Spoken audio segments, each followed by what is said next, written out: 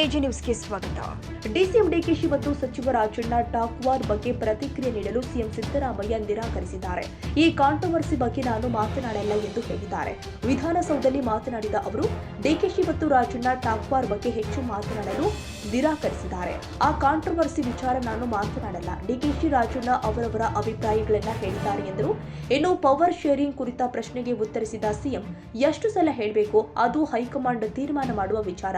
ಅವರು ಹೇಳಿದ ಹಾಗೆ ಪಾಲಿಸ್ತೀನಿ. ಹೈಕಮಾಂಡ್ ತೀರ್ಮಾನ ಎಲ್ಲರಿಗೂ ಅನ್ವಯ ಎಂದು ಸಿಎಂ ಸಿದ್ದರಾಮಯ್ಯ ಹೇಳಿಕೆ ಕೊಟ್ಟಿದ್ದಾರೆ.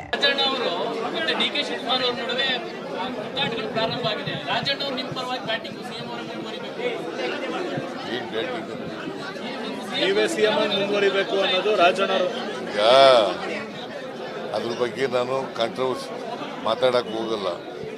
ಅವರ ಅಭಿಪ್ರಾಯಗಳನ್ನೇ ಹೇಳಿದ್ದಾರೆ. ಡಿ ಕೆ ಶಿವಕುಮಾರ್ ಅವರ ಅಭಿಪ್ರಾಯ ಹೇಳಿದ್ದಾರೆ, ರಾಜಣ್ಣ ಅವರ ಅಭಿಪ್ರಾಯ ಹೇಳಿದ್ದಾರೆ. ಅಧಿಕಾರದ ಸೂತ್ರ ರಚನೆ ಆಗಿರೋ ಸತ್ಯನ ಅಂತ ಸರ್. ಈ ಅಧಿಕಾರದ ಸೂತ್ರ ರಚನೆ ಆಗಿರೋ ಸತ್ಯನ ಅಂತ ಸರ್.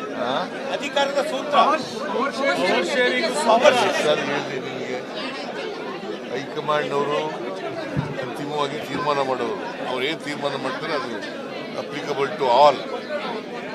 ಸರ್, ಇವತ್ತಿನ ಸಭೆ ಕನ್ನಡಿಗರ ಮೆಚ್ಚಿನ ನಿಮ್ಮ ಎಜೆ 24/7 ನ್ಯೂಸ್ ಕನ್ನಡ ವಾಹಿನಿ ಇದೀಗ ಟಿವಿಯಲ್ಲಿ ಲಭ್ಯ.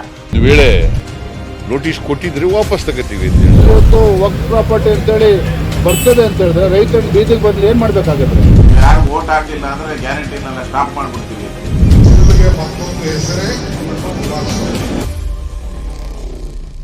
ಕರ್ನಾಟಕ ಮತ್ತು ದೇಶ ವಿದೇಶ 360 ಡಿಗ್ರಿ ಸುದ್ದಿ ಹಾಗೂ ಉತ್ತರ ಕರ್ನಾಟಕ, ಬೆಳಗಾವಿ, ಬಾಗಲಕೋಟೆ, ಧಾರವಾಡ, ಹಾವೇರಿ, ಗದಗ, ಬಿಜಾಪುರ ಜಿಲ್ಲೆಯ ಕ್ಷಣ ಕ್ಷಣದ ವಿವರವನ್ನ ಪಡೆಯುವುದಕ್ಕೆ ಎಜೆ 24/7 ನ್ಯೂಸ್ ಕನ್ನಡ ವಾಹಿನಿಯನ್ನ ಲೈಕ್ ಮಾಡಿ, ವಿಡಿಯೋಗಳನ್ನ ಶೇರ್ ಮಾಡಿ, ಕಮೆಂಟ್ ಮಾಡುವ ಮೂಲಕ ನಮ್ಮ ವಾಹಿನಿಗೆ ಸಹಕಾರ ನೀಡಿ ಮತ್ತು ಚಾನೆಲ್ ಅನ್ನ ಸಬ್ಸ್ಕ್ರೈಬ್ ಮಾಡಿ.